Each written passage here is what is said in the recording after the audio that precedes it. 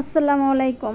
Milestone স্কুলের বিমান দুর্ঘটনার কথা আমরা সবাই জানি। আর কত মার বুক খালি হবে। এতদিন সড়ক দুর্ঘটনায় মায়ের বুক খালি হয়েছে, নৌপথের দুর্ঘটনা মায়ের বুক খালি হয়েছে, এখন প্রতি বছরে বছরে আকাশপথের দুর্ঘটনা মায়ের বুক খালি হচ্ছে। আর কত, যেই মা সকালবেলা আদো আদো কণ্ঠ দিয়ে স্কুলে পাঠাইছে ঘুম ঘুম চোখে, সেই মায়ের বুক খালি হয়ে যাবে। কখনো কোনো মা বুঝতে পেরেছে, কোনো বাবা বুঝতে পেরেছে যে এই সন্তান স্কুলে দিয়ে আসার পরে এই শিক্ষা প্রতিষ্ঠান থেকে আমার বাচ্চা আমার বুকে আর কখনো ফেরত আসবে না।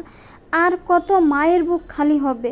এই উন্নত দেশে আমাদের দেশ নাকি এত উন্নত হয়েছে, তাই কি এই আকাশপথে প্রতি বছরে বছরে দুর্ঘটনা ঘটছে, এত উন্নত হয়েছে দেখেই। আর কত মায়ের বুক এভাবে খালি হবে, কত বাবার বুক খালি হবে জানি না। আমারও দুইটা সন্তান আছে। যখন এগুলো মনে হয়, যখন ফেসবুকে ঢুকি দেখি যে এই যে ছোট ছোট বাচ্চারা ছুটাছুটি করছে একটু বাঁচার আশায়, জানি না আল্লাহ তুমি ওদেরকে সুস্থ করো, ওদেরকে তুমি ওদের মায়ের বুকে ফিরাইয়া দাও। সেই ঝলসানো শরীর নিয়ে কিভাবে দৌড়াদৌড়ি ছুটাছুটি করছে, এগুলা যখন দেখি তখন আর নিজেকে মানায় রাখতে পারি না। অঝরে চোখের পানি চলে আসে।